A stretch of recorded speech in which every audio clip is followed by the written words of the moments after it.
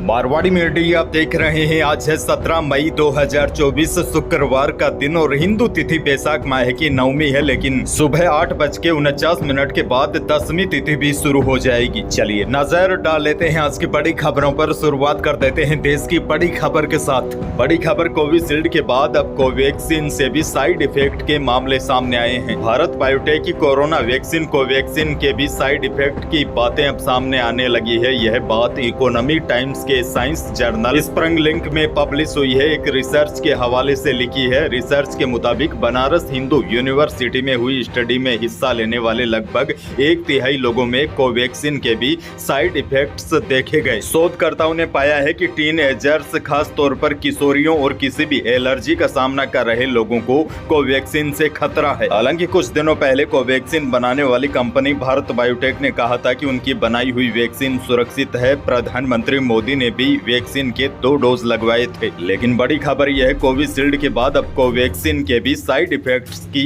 खबरें सामने आने लगी है। आगे बढ़ते हैं। देश की एक और बड़ी खबर, हिंदू मुस्लिम विरासत कर, पाकिस्तान संपत्ति का बंटवारा जैसे मुद्दों के बाद अब बीजेपी और कांग्रेस के बीच राशन को लेकर सियासी जंग छिड़ गई है। दरअसल मोदी सरकार हर महीने देश के 80 करोड़ गरीब परिवारों को पीएम गरीब कल्याण अन्न योजना के तहत 5 किलोग्राम राशन दे रही है। इसी का काउंटर कांग्रेस ने किया है। लखनऊ में बुधवार को सपा अध्यक्ष अखिलेश यादव के साथ प्रेस कॉन्फ्रेंस करते हुए कांग्रेस अध्यक्ष मल्लिकार्जुन खड़गे ने कहा कि अगर विपक्ष की सरकार बनी तो वह 10 किलो राशन देगी। आपको बता दूं, कांग्रेस की तरफ से जारी घोषणा पत्र में 10 किलो राशन देने का वादा नहीं किया गया था। ऐसे में लोकसभा चुनाव के चौथे चरण के समाप्त होने के बाद कांग्रेस की तरफ से अचानक यह वादा किया गया है। खास बात यह है कि कांग्रेस अध्यक्ष की तरफ से 10 किलोग्राम राशन देने का वादा गृह मंत्री अमित शाह के उस दावे के ठीक एक दिन बाद किया गया है। दरअसल गृह मंत्री ने कहा था कि बीजेपी ने लोकसभा के 4 चरण के चुनाव में बहुमत के लिए जरूरी 270 सीटों की संख्या जुटा ली है। आगे बढ़ जाते हैं। किसानों के लिए 2 बड़ी खबर है। सबसे पहले तो देश भर के किसानों के लिए बड़ी खुशखबरी है, क्योंकि इस साल मानसून सामान्य तारीख से एक दिन पहले ही केरल दस्तक दे सकता है। मौसम विभाग ने बताया है कि 31 मई को मानसून केरल पहुंच जाएगा। वैसे केरल में मानसून आने की सामान्य तारीख 1 जून होती है।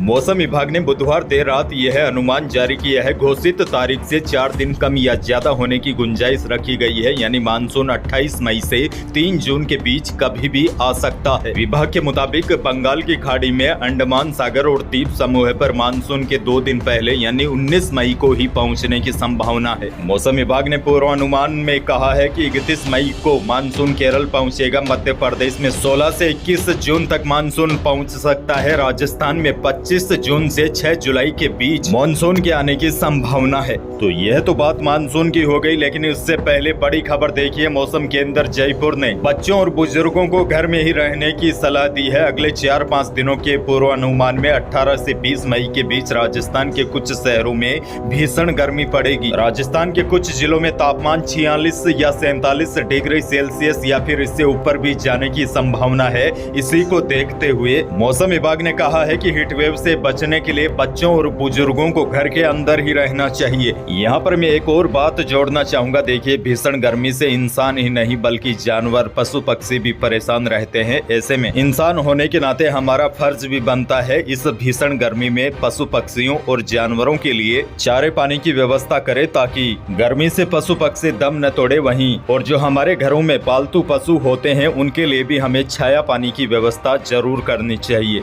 तो फिलहाल बड़ी खबर यह है, अगले 4-5 दिन बेहद खतरनाक है। मौसम विभाग ने कहा है कि अगले 4-5 दिन प्रदेश के अधिकांश भागों में भीषण गर्मी पड़ेगी, या फिर कह सकते हैं आसमान से आग के गोले बरसेंगे। आगे बढ़ते हैं। राजस्थान से बहुत बड़ी खबर। राजस्थान के निजी स्कूलों में फीस एक्ट 2016 की पालना नहीं होने पर हाई कोर्ट ने एक बार फिर गहरी नाराजगी जताई है। हाई कोर्ट ने साफ शब्दों में कहा है कि निजी स्कूल बिजनेस बन चुके हैं, यानी कि प्राइवेट स्कूलों में शिक्षा पर जोर कम दिया जाता है और यहाँ पर व्यापार ज्यादा होता है। हाई कोर्ट ने कहा निजी स्कूलों के अकाउंट की ऑडिट करना अब बहुत जरूरी हो गया है। हाई कोर्ट ने कहा अगर इनके ऑडिट में कोई दिक्कत आ रही है तो विभाग इनकम टैक्स कमिश्नर की भी मदद ले सकता है। आगे बढ़ जाते हैं। जालौर जिले से बड़ी खबर। ओरण भूमि पर बने मकानों को हटाने के लिए प्रशासन और पुलिस अधिकारी पहुंचे तो ग्रामीणों ने रास्ता ब्लॉक कर दिया। महिलाएं बुलडोजर और पुलिस की गाड़ियों के आगे बैठ गई। मामला जालौर का है। यहाँ बाड़मेर रोड स्थित ओडवाड़ा गांव में 35 एकड़ चारागाह भूमि पर बने 150 से अधिक मकान और करीब 160 कच्चे बाड़े हटाने की कार्रवाई की जा रही है। हाईकोर्ट ने 7 मई को चारागाह भूमि पर बने मकानों को हटाने के आदेश दिए थे। इसी मामले में अतिक्रमण हटाने के लिए सुबह 7 बजे जिला प्रशासन और पुलिस का जाब्ता पहुंचा तो वहां के लोगों ने विरोध किया। महिलाएं बुलडोजर और पुलिस की गाड़ियों के आगे बैठ गई, लेकिन पुलिस ने बिल्कुल भी नरमी नहीं दिखाई और गांव में 35 एकड़ चारागाह भूमि पर बने 150 से अधिक मकानों को हटा दिया।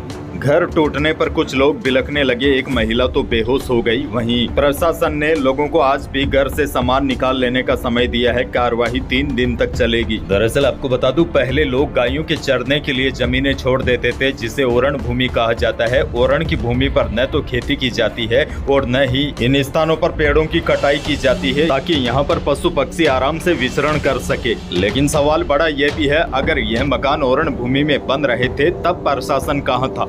इतने दिनों के बाद प्रशासन क्यों जागा? ऐसे में बीच का रास्ता निकालकर इस मामले को शांत करना चाहिए।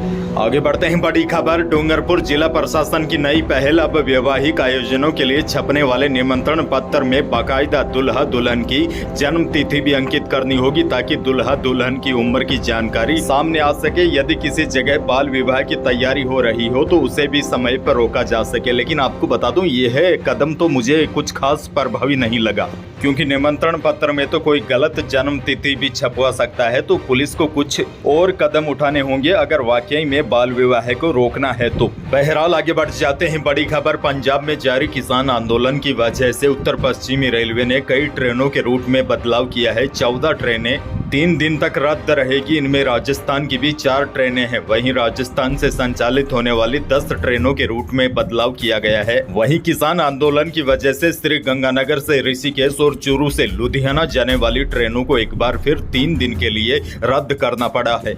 आगे बढ़ते हैं, किसानों के लिए एक और बड़ी अपडेट। मंडियों के भावों पर एक नजर डाल लेते हैं। बीकानेर की मंडी में सरसों का भाव रहा है 5351 रुपए और पीली सरसों बिकी है अधिकतम 7300 रुपए। हालांकि इसबगोल के भाव में गिरावट देखने को मिली है। बीकानेर की मंडी में अधिकतम इसबगोल 14,700 रुपए में बिकी है। बीकानेर की मंडी में जीरा का भाव अधिकतम 28,725 रुपए रहा है। वहीं इसी प्रकार मेड़ता की मंडी में भी जीरा बिका है अधिकतम 29,500 रुपए और इसबगोल मेड़ता की मंडी में भी थोड़ी सी हल्की हुई है, न्यूनतम 11,500 रुपए और अधिकतम 14,700 रुपए मेड़ता की मंडी में इसबगोल के भाव रहे। हालांकि नागौर की मंडी में अच्छे भाव रहे। नागौर की मंडी में जीरा बिका अधिकतम 31,500 रुपए और इसबगोल बिकी अधिकतम 15,000 रुपए। आगे बढ़ते हैं, बड़ी खबर ये भी देखिए। वायदा बाजार की तेजी के असर से गुरुवार को चांदी 1650 रुपए की छलांग लगाकर 88,200 रुपए प्रति किलो रही। वहीं जयपुर सराफा बाजार में शुद्ध सोना 800 रुपए बढ़कर 75,350 रुपए प्रति 10 ग्राम रहा। वहीं जेवराती सोना 800 रुपए तेज होकर 70,800 रुपए प्रति 10 ग्राम पर पहुंच गया। बाकी आप जयपुर सराफा बाजार के अनुमानित सोने और चांदी के भाव देख सकते हैं। जयपुर सराफा बाजार में जेवराती सोना 70,800 रुपए है और 18 कैरेट सोने का भाव 60,600 रुपए पहुंच गया। तो यही थी प्रदेश और देश की आज की कुछ बड़ी और महत्वपूर्ण खबरें। वीडियो को लाइक करना बिल्कुल न भूलिए और चैनल पर नए हैं तो सब्सक्राइब जरूर कीजिए, ताकि आप अपडेट रहे बड़ी और काम की खबरों से। धन्यवाद।